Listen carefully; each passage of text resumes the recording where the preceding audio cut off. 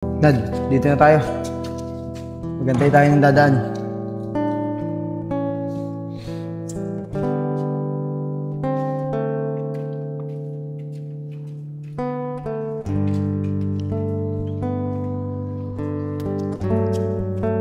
Sep, sakto. May babaeng dadaan. Yan, Dad. Ikaw na bahala dyan. Kuhain mo lahat ng pwede makakuha. Sige, Sep. Ako na bahala. Basta alalayan niyo ako, ah. Sige, sige.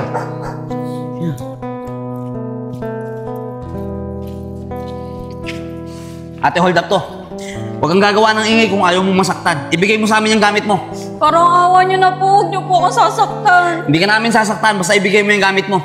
Ito po. Ito na po yung gamit ko. Para yung cellphone. Sige na, alis. Tara pare, takbo.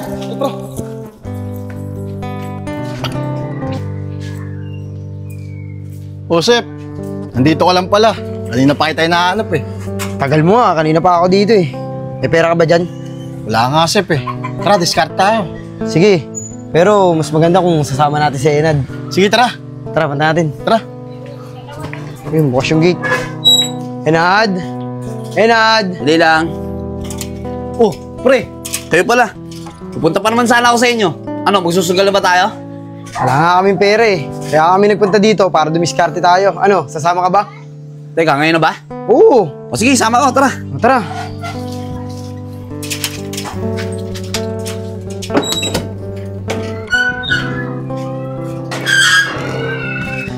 Sep, anong klaseng diskarte ba gagawin natin ngayon? Enad, may nagpapahanap kasi sa akin ng cellphone. Eh di ba, kaibigan mo si Nico at si Isko? Sigurado ako may cellphone yung dalawang yun. Kunin mo. Ayun yung ibebenta natin doon na nagpapahanap sa akin ng cellphone. Teka pre, kaibigan ko rin yung dalawang yun eh. Baka pwede iba na lang. Anong kaibigan? Nad, kami na kaibigan mo ngayon. Hindi na yung dalawang yun. Ano, hindi mo kaya? Sige, sige.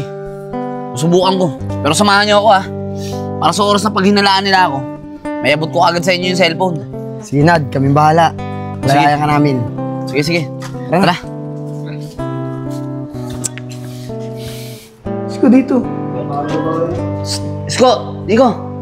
Buti nandiyan kayo. Baka pwedeng makitambayan ko dyan.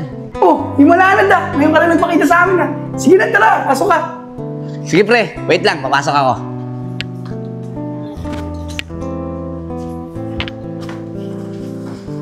Ah pre, ano? Kamusta kayo? Okay lang kami. Isko, long time no look ah. Himalaan na. Ngayon ka lang napasyal ah. Oo nga.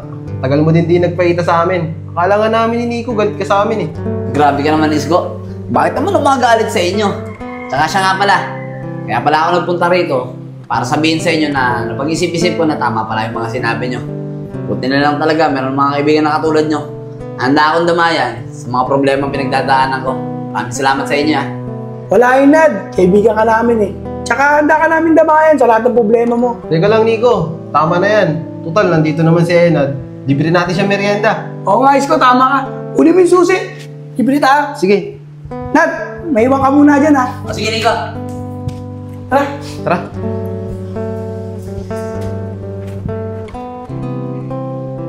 Sep, tagal na Enad ah. Ano kayong balita dun?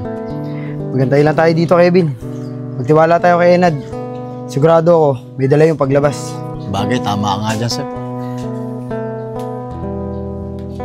Alam mo, Isko, nakakatuwa si Enad. Kasi nagbabalik loob na siya. Kaya nga Nico eh, nakaagalak.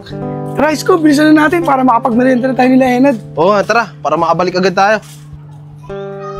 Uy, Kevin, si Nico at si Isko. Tara, takbo! Tingnan mo nga naman ang swerte oh. Pagkakataon ko na to.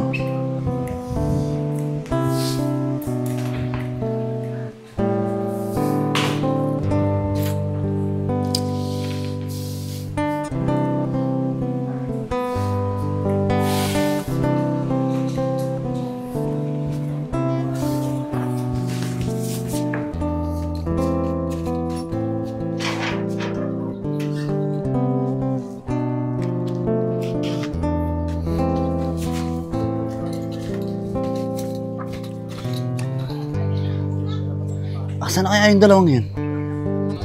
Mukhang iniwan pa yata ako ah. Sep, Ayun na si Enad, oh. Tara, lapitan natin. Tara, Bin. Tara.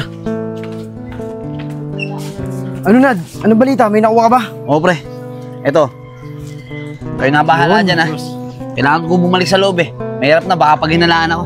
O sige, Nad. Kita-kita na lang tayo mamaya. Sige, pre. Doon ulit, ha. Tara.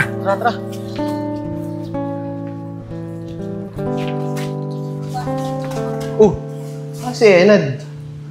Nad! Oo, pre. Nandiyan na pala kayo. Galing ko sa CR, eh. Sumakit yung tiyan ko. Ganun ba? Nico, lutuin mo na to para makakain na tayo. Natag ko lang si Mama. Sasabihin ko mamaya pa uwi. Sige, Isko, tingin na. Kasi yung cellphone ko dito. Nad, naito ba yung cellphone ko dito? Ay, hindi, Isko, eh. Wala naman napapansing cellphone dyan, eh.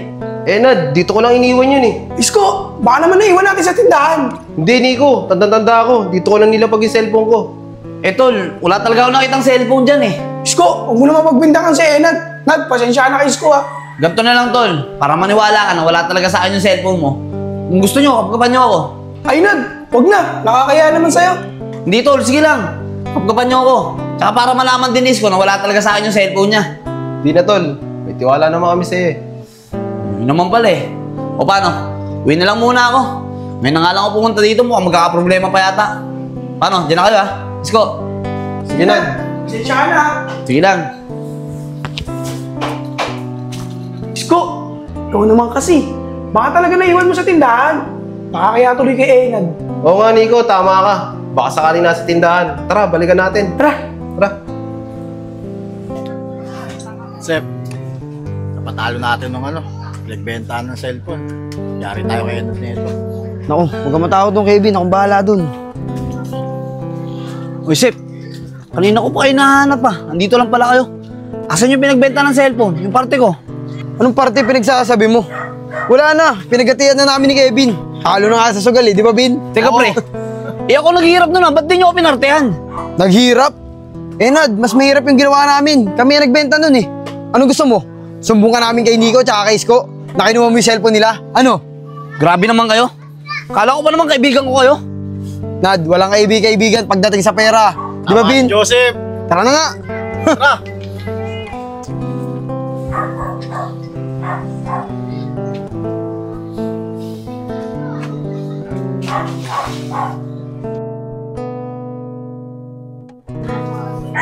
Isko, si Enad oh. Mga pre, pwede ko pa yung mausap. Oo naman Nad. Ano ba yung sasabihin mo? Mga tol, naalala niyo ba yung araw na nawala ng cellphone to si Isko? Ang totoo kasi niyan, ako yung kumuha ng cellphone niya. Para ibenta namin ni Joseph at para may ipansugal kami. Kaso mga tol, nagka-problema eh.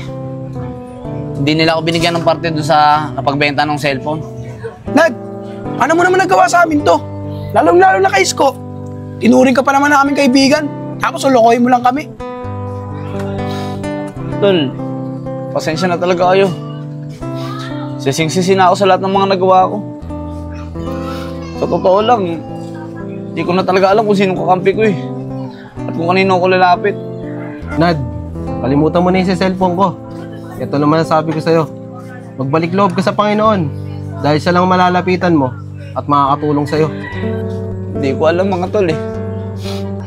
Sa kabila ng lahat na nangyari sa buhay ko, at simula nung nawala sa akin ng anak ko, hindi ko na alam kung paano ibabalik yung paniniwala ko sa kanya. Nad, alam naman namin na nagagalit ka lang sa Panginoon dahil sa nangyari sa buhay mo at sa pagkawala ng anak mo. Pero alam din namin na naniniwala ka pa rin sa Kanya. Nad, alam mo ba kung anong dapat mong gawin? Manalig ka ulit sa Kanya. At sigurado ako, kapag nagawa mo yun, magiging maayos ulit ang buhay mo. Alam niyo mga tol, sige sabihin na natin naniniwala ako sa kanya. Pero hindi ko alam kung paano ko ibabalik yung pananalig at pagtitiwala ko sa kanya.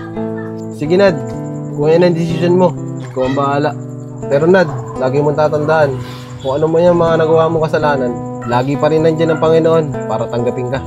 Sana ka mga tol, handa pa rin niya akong tanggapin sa kabila ng lahat ng nagawa kong kasalanan sa kanya. Tama na yan, Nad. Huwag mo nang isipin yun. Tara na sa court. Muna tayo ng liga. Finals ngayon. O sige tol, tama ko. Tara. Tara.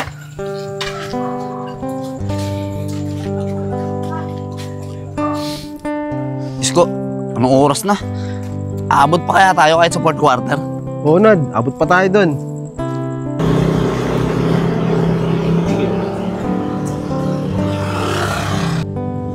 Uy, Nad. May rosaryo. Oo nga no. Sandali lang mga tol ah.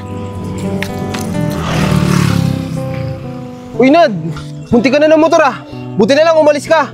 At dinampot mo yung rosaryo. Oo nga, Nad. Tama si Isko. Niligtas ka ng Rosario. Hindi ka pinabayaan ng Panginoon. Oo nga mga tol. Tama kayo. Naligtas nga ako ng Panginoon. Panginoon, patawarin niyo po ako. Panginoon, patawarin niyo po ako sa lahat ng kasalanan na nagawa ko. At patawad din po dahil naging mahina ako at nawalan ako ng pananampalataya sa iyo. Pinapangako ko po na simula ngayon, hindi na po kita muling tatalikuran. At hindi na po ako muling makakalimot na manalig sa iyo, Panginoon. Patawarin niyo po ako. Nad, pinatawad ka na ng Panginoon. Mga tol, simula ngayon, hindi ko na siya tatalikuran at mananalig na ako sa kanya. Tama yan, Nad.